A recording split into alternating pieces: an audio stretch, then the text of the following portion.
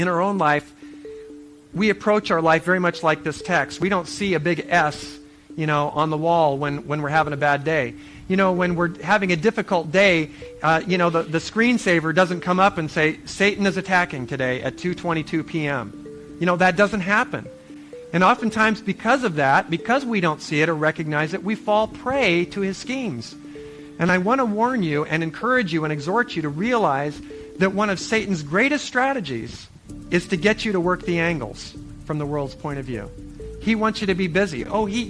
He's fine if you stay within the boundaries of what's really black and white, but if he can get you to hit the edges over and over as you're working the angles, he'll be happy about that. Because he's achieving his purpose. He is removing your heart from devotion to God.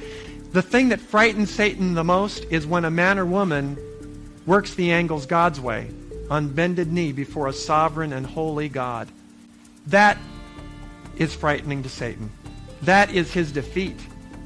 And in this text, he's done a great thing. He's won a great victory. This whole family is dysfunctional. This whole family, in the end, as we'll see in a few moments, is devastated by the fallout from having worked the angles.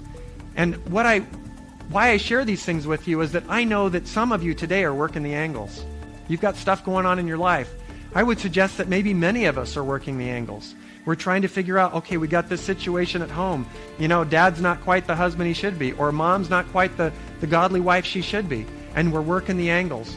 The wife is trying to get the husband to be more godly. And so she's working the angles. She's, doing the nagging thing, sticking the notes in the lunch, all these things to try to get that guy to move. And then the guy's trying to get his wife to stop nagging, so he's applying the pressure, working the angles, making threats. All these things happen. Maybe it's with your boss. Maybe you haven't been recognized or acknowledged properly. Maybe you're not being paid right. Maybe you haven't been properly acknowledged for some project you worked on. And so you're working the angles to try to figure out how you can position yourself to not let that happen again, or to somehow take revenge.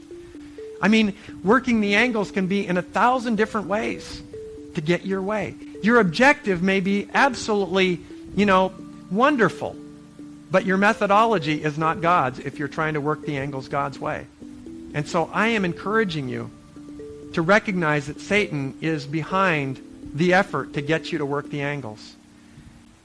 And God is calling you this morning. This is a divine appointment this morning that you're here, that you're hearing this message. Some of you are from the mainland. You won't be back again for a long time, or till next year, or whenever.